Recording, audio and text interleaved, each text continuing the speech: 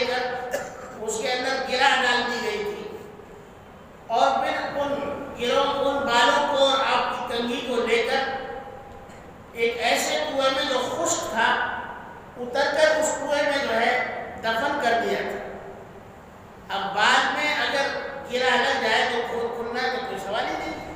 اب حضور اکرم صلی اللہ علیہ وسلم جو ہے بیمار رہنے لگے، آپ کے سر مبارک میں درد رہنے لگا، آپ اٹھتے بیٹھتے تکلیف محسوس کرنے لگے۔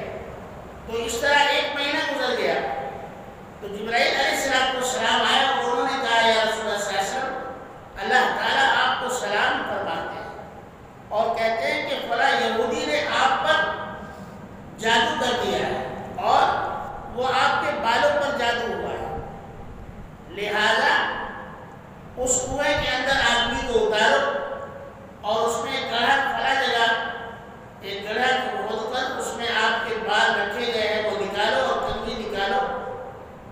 تو حضور علیہ السلام نے وہ نکلوایا۔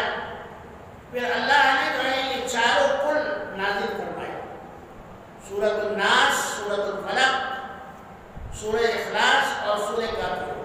اور اللہ تعالیٰ نے فرمایا کہ ہمارے محبوب تم اس کو پڑھتے جاؤ اور بالوں پر دم کرتے جاؤ۔ حضور اکرم صلی اللہ علیہ وسلم نے دم فرمایا پڑھ کر تو بالوں کی گرہ کھل گئی، حالانکہ گرہ کھلنے کا سوال ہی پیدا نہیں ہوتا، لیکن اللہ تعالیٰ نے اپنے محبوب کی حفاظت کے لیے ایسا کرا۔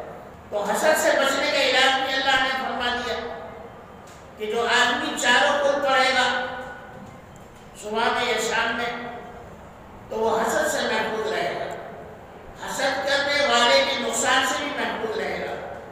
صبح کو 4